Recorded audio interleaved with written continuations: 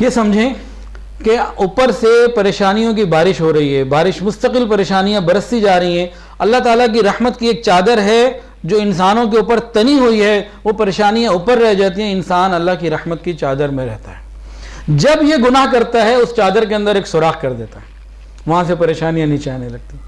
یہ دوسرا گناہ کرے گا، ایک اور سوراخ ہو جائے گا، یہ گناہ کرتا چلا جائے گا، چادر چھلنی ہو جائے گی، وہاں سے سوراخوں سے پریشانی آتی جائیں گی، یہ پریشانیوں کے اندر ڈوب جائے گا، نکل نہیں سکے گا۔ تو جتنے ہم گناہ کریں گے، جتنی اللہ کی نافرمانیاں کریں گے، اتنی پریشانیاں ہمارے اوپر آتی چلی جائیں گی۔ دیکھیں بعض لوگ ہوتے ہیں اپنی من مرضی کی زندگی گزارنے والے، جہاں چاہتے ہیں جاتے ہیں، جو چاہتے ہیں کھاتے ہیں، جو چاہتے ہیں کرتے ہیں۔ بھائی ان لوگوں کو تو بڑا پرسکون ہونا چاہیے، لیکن راتوں کی نیند کے لیے یہ نیند کی گولیاں لے رہے ہوتے ہیں، کہتے ہیں حضرت دعا کریں نیند نہیں آتی۔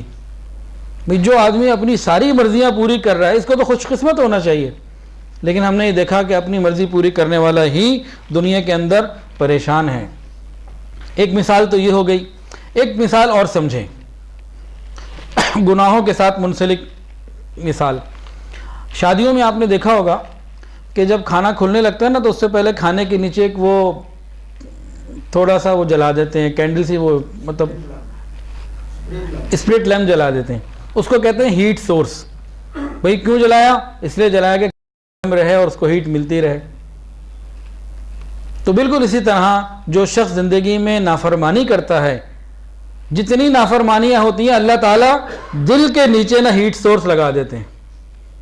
یہ دنیا میں کہیں چلا جائے، ایئر کنڈیشن کمروں کے اندر ہو، یا یہ کہیں پہاڑوں کی بلندیوں پہ چلا جائے یا سمندروں کی گہرائیوں میں چلا جائے، وہ ہیٹ سورس اس کے دل کو جلائے رکھتی ہے، اس کو سکون ہی نہیں ملتا۔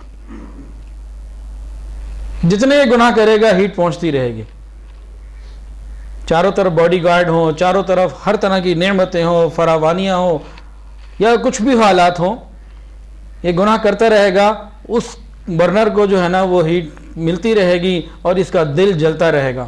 یہ ہیٹ سورس کون سے ہوتے ہیں؟ بعض دفعہ بیوی نافرمان ہوتی ہے، کہیں چلا جائے پریشان، بعض دفعہ اولاد نافرمان ہوتی ہے، کہیں چلا جائے دماغ اولاد کی طرف سکون نہیں ملتا، بعض مرتبہ کاروباری پریشانی، کوئی نہ کوئی ہیٹ سورس اللہ تعالیٰ اس کے دل کے نیچے ڈال دیتے ہیں، وہاں وہ جلتا رہتا ہے اور دل اس کا جلتا ہی چلتا رہتا ہے۔ اس کا حل کیا ہے؟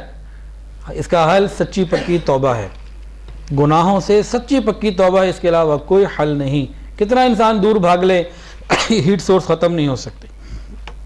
تو گناہوں کے وبال ہوتے ہیں، بہت تفصیلات علماء نے لکھی ہیں۔ پہلا وبال یہ ہے، مطلب ایک وبال یہ ہے کہ ذہنی سکون ختم ہو جاتا، اس شخص کا ذہنی سکون ختم ہو جاتا ہے۔ جو آدمی آگے کہتے ہیں پریشانی ہے، ذہن مضطرب ہے، پریشان ہے، ڈپریشن ہے، سیدھی سیدھی بات یہ ہے کہ زندگی گناہوں والی ہے۔ گناہوں کا ایک بہت بڑا وبال ہے۔ گناہوں کا ایک اور بہت بڑا وبال، انسان نیک اعمال سے محروم کر دیا جاتا ہے۔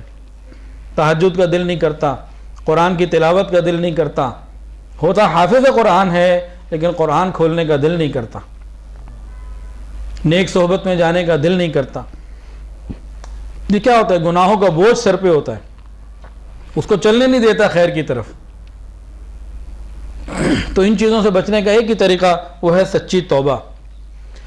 جب انسان کسی کی نافرمانی کرے، جب انسان اللہ کی نافرمانی کرے گا تو اس کو لازمی اس کا خمیازہ بھگتنا پڑے گا۔ فضیل بن عیاض رحمۃ اللہ علیہ بہت بڑے بزرگ گزرے ہیں، انہوں نے ایک عجیب بات ارشاد فرمائی، تابعی تھے، فرمایا کہ جب میں نے اللہ رب العزت کی نافرمانی کی، جب میں نے اللہ رب العزت کی نافرمانی کی، میں نے دیکھا کہ میری بیوی نے یا میری اولاد نے یا میرے غلاموں نے یا میرے سواری کے جانوروں میں سے کسی جانور نے میری نافرمانی کی۔ آج کتنے لوگ پریشان ہیں، اولاد افلاطون بنی ہوئی ہے، اولاد بات نہیں مانتی۔ بھئی ہم اللہ تعالیٰ کی کتنی مان رہے ہیں، جو ہمارے چھوٹے ہماری مان رہے ہوں گے؟ ہم گناہ کا کون سا موقع ہاتھ سے جانے دیتے ہیں؟ شریعت کے اندر تو آتا ہے نا، دائیں ہاتھ سے ایسے صدقہ کرو کہ بھائی کو نہ پتہ لگے۔